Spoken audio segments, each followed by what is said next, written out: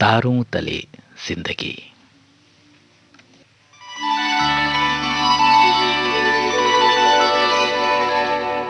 तारों तले जिंदगी। इस सीरीज में हम आपके लिए लेकर आए हैं हिंदी साहित्य जगत की कुछ चर्चित कहानियों और उपन्यासों पर केंद्रित नाट्य वाचन। इस कड़ी में प्रस्तुत है मुंशी प्रेमचंद का लिखा चर्चित उपन्यास मनोरमा। तो आइए सुनते हैं प्रसिद्ध उपन्यास मनोरमा का रेडियो नाट्य वाचन।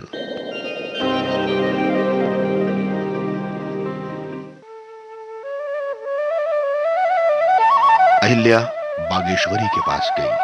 बागेश्वरी की पति भक्ति देखकर उसकी आत्मा उसका तिरस्कार कर रही थी।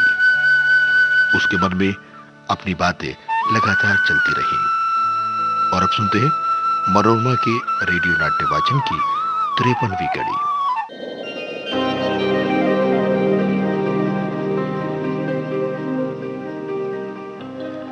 अहिल्या ये स्नेह से सने शब्द सुनकर पुलकित हो उठी। इस तू में उसे जो सुख था वो आप और सरकार में कहा। बचपन के दिन आंखों में फिर गए। एक क्षण के लिए उसके अपने सारे दुख विस्मृत हो गए। बोली, अभी तो भूख प्यास नहीं है अम्मा, आप बैठिए ना, कुछ बातें कीजिए मेरे साथ। मैं आपसे अपनी दुख की कथा कहने के लिए तो व्याकुल हो रही हूं। बताइए ना अम्मा, मेरा उद्धार कैसे होगा? बागेश्वरी ने गंभीर भाव से कहा। पति प्रेम से वंचित होकर स्त्री के उद्धार का कौन उपाय है बेटी?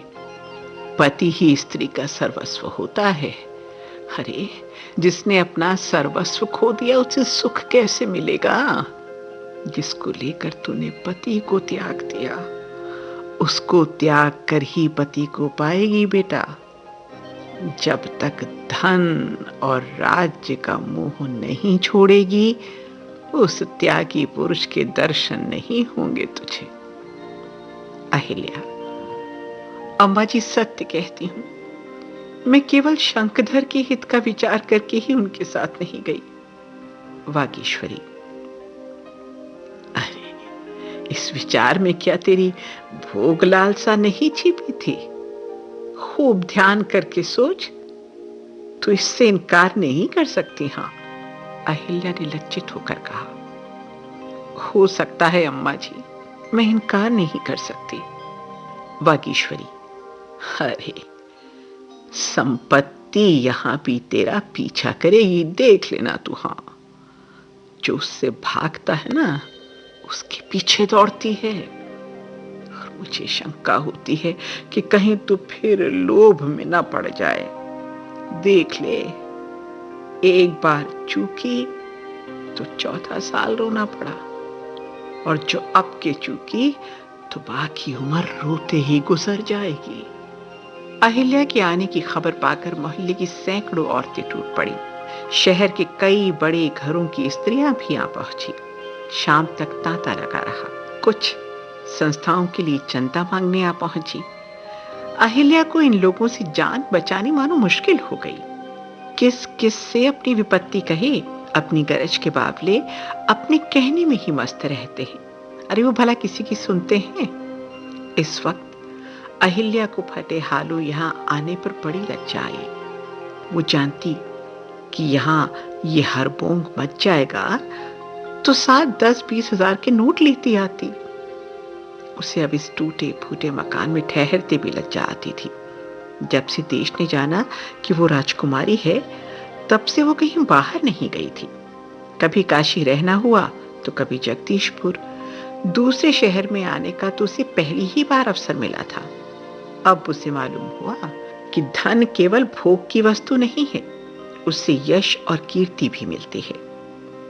भोग से तो उससे घृणा हो गई थी, लेकिन यश का स्वाद उससे पहली ही बार मिला था। शाम तक उसने 15-20 हजार के चंदे लिख दिए और मुंशी वज्रधर को रुपए भेजने के लिए पत्र भी लिख दिया। खत पहुंचने की देरी थी, रुपए आ गए। फिर तो उसके द्वार पर भिक्षुओं का जमघट रहने लगा। विकलांगों से लेकर जोड़ी और मोटर पे बैठने वाले भिक्षुक शिक्षा दान मांगने आने लगे।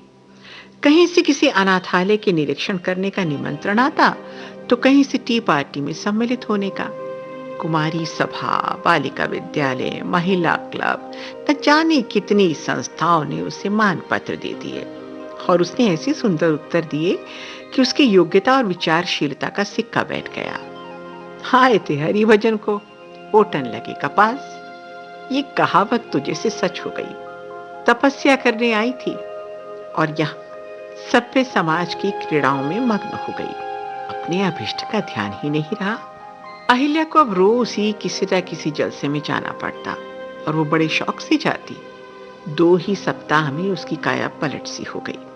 यश लालसा ने धन की उपेक्षा का भाव उसके दिल से निकाल दिया। वास्तव में वो समारोह में अपनी मुसीबतें भूल गई। अच्छे अच्छे व्याख्यान तैयार करने में वो इतनी तत्पर रहने लगी मानो उसे नशा हो गया हो। वास्तव में ये नशा ही था। यश लालसा से बढ़कर दूसरा नशा नहीं। वागीश्वरी पुराने विचारों की स्त्री थी। उसे अहिल्या का यूं घूम घूम कर व्याख्यान देना और रुपए लुटाना अच्छा नहीं लगता था। एक दिन उसने कह ही डाला, क्यों रे अहिल्या, अरे तू अपनी संपत्ति लुटाकर ही रहेगी क्या? अहिल्या ने गर्व से कहा, और धन है ही किस लिए अम्मा जी? धन में यही बुराई है कि इससे विलासिता बढ़ती है, लेकिन इससे परोपकार करने का सामर्थ्य भी तो मिलता है। वागीश्वरी ने परोपकार के नाम से चिढ़कर कहा, तू जो कर रही है ना, ये परोपकार नहीं है, यश लालसा है, यश लालसा। दूसरे दिन प्रातःकाल डाकिया शंखधर का पत्र लेकर पहुंचा तो जगदीशपुर और कांची से घूमता हुआ आया था। अहिल्या पत्र पढ़ते ही उछल पड़ी और दौड़ी हुई वागीश्वरी के पास जाकर बोली, अम्मा देखो लल्लू का पत्र आ गया। दोनों जने एक ही जगह हैं, मुझे बुलाया है।